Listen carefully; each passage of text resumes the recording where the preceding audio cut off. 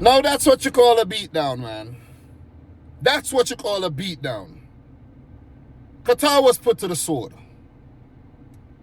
Canada completely smashed Qatar, probably smashed their hopes and dreams and their confidence of even advancing out the group for the 2026 World Cup. That was a beatdown. Qatar were utterly outplayed. What a convincing victory by Canada. One of three hosts of the 2026 World Cup. Did not expect this result. From what I could recall, I did predict Canada to win. And in a group with Switzerland, Bosnia, and Switzerland picking up a massive victory over Bosnia earlier, Canada needed to respond. And they did.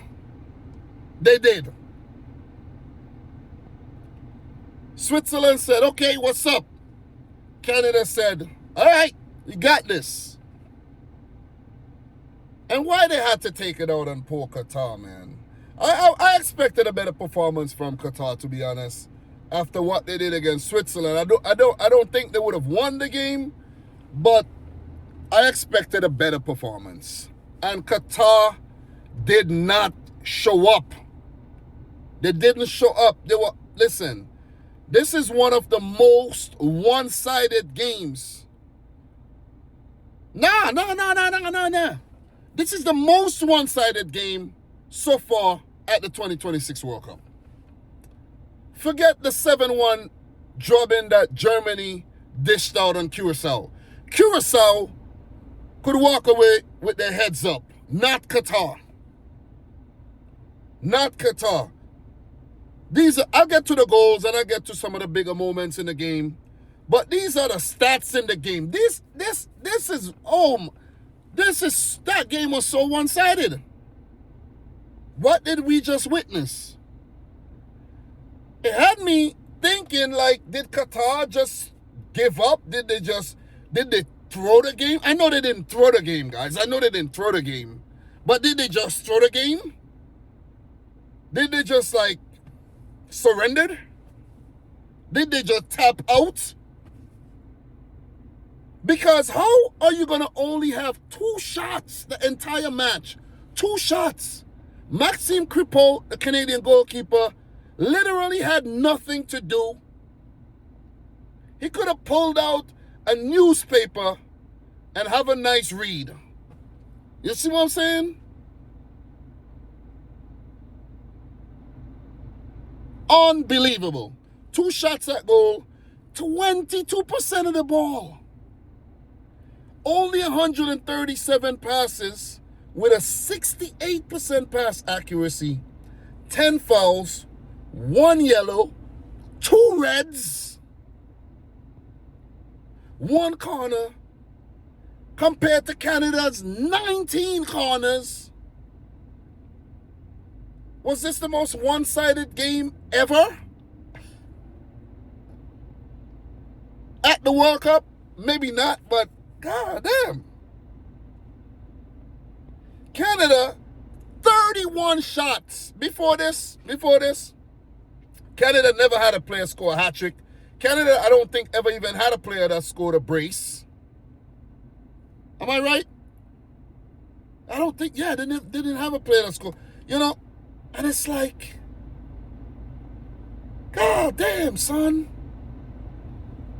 31 shots, 10 on target, 78% of the ball, 565 passes with a 93% pass accuracy. You guys are sleeping on me, you know what I'm saying? You're sleeping on me. In the preview that nobody watched, it's okay. I said that Jesse Marsh has to bring in Cyle Larin. He got to bring him in. Drop Oluwaseyi, bring in Cyle Larin, show some intent from the start, reward the player that earned you the point in the game against Bosnia. And he did that. I said Jonathan David got to step up. Tajon Buchanan got to step up. These players got to step up. And guess what they did? They stepped up. They stepped up, and they stepped up big time. I cannot criticize a single Canadian player today. Not one. Not one. If you check the ratings, well, Derek Cornelius and Dave Fujirolis, I don't know how you say this guy's name, but I think that's how you say his name. These guys had a 7.8 and a 7.4. Ahmed had a 7.7. He wasn't really too involved. But Richie Larea had an 8.1. Tajon Buchanan had an 8.8. Jonathan David with a hat-trick. First ever Canadian to score a World Cup hat-trick. 9.5. Cyle Larin at 8.4. Wow. Wow, wow, wow. Listen. Tajon Buchanan. 2 shots. No assists registered, but he was on fire. Very instrumental. Jonathan David. 5 shots, 3 in the back of the net.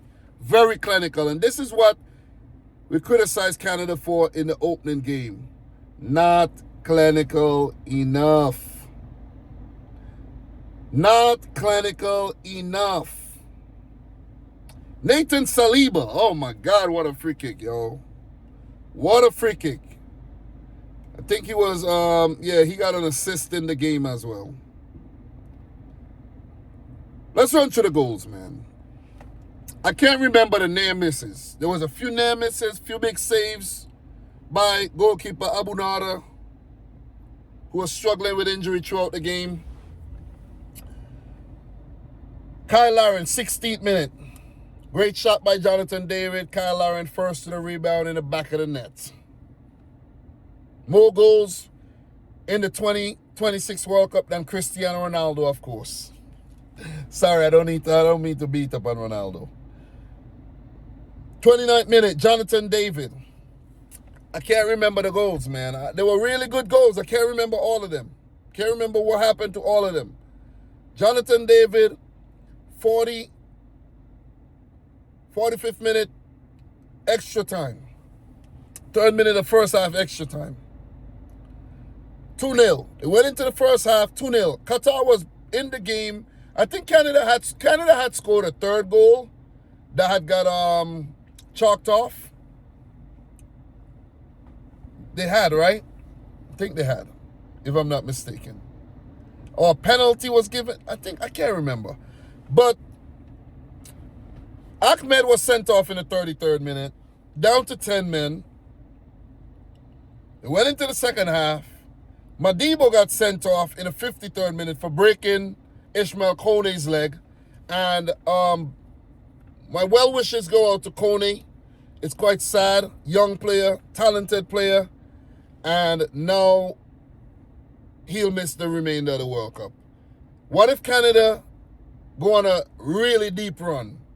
You gotta sit on the freaking sit in the dugout and just soak everything in, and think about, what might have been.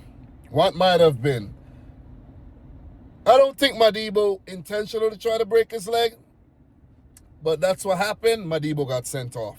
Qatar down to 9 men. Not disciplined enough. Qatar was, listen, this Qatar performance was actually worse than the South Africa performance against Mexico in the opening game. Of course it was. Of course it was.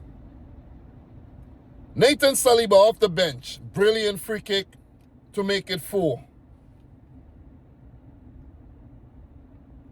Own goal by Manai in the 75th minute. Try to clear the ball off the line. And Jonathan David securing a hat-trick in the 98th minute. I can't remember all the goals, guys.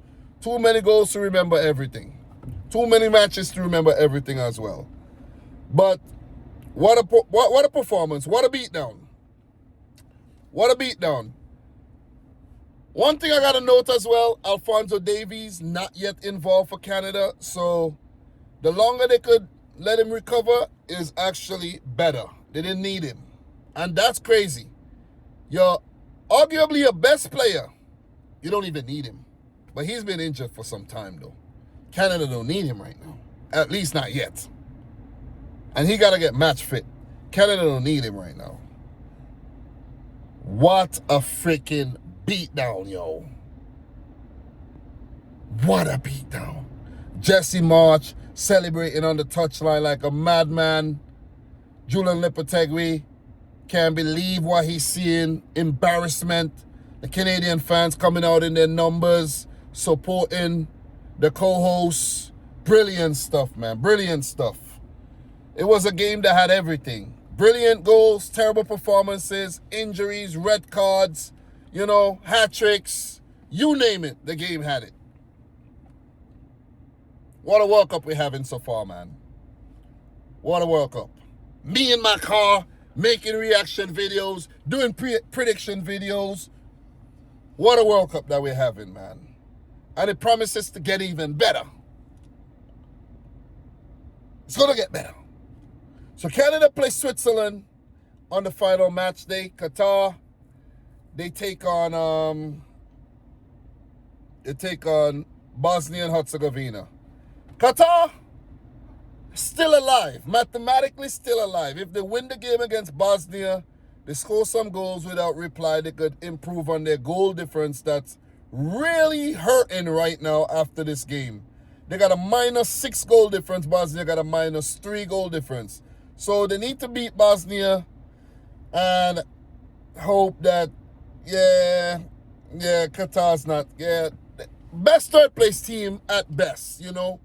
That's the best they can do. That's the best they can do because Canada's not going to smash Switzerland out the park and their goal difference is not going to go into the negative. So Qatar can't get past third.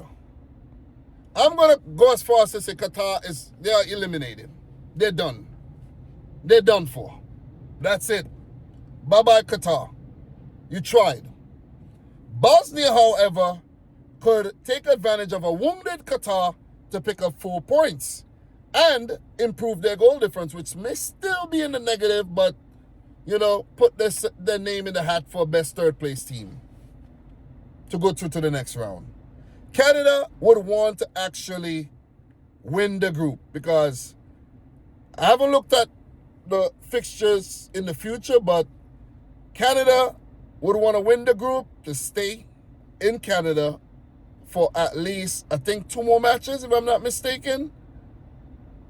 So, yeah. They would want to win the group. I gotta take a look at the bracket.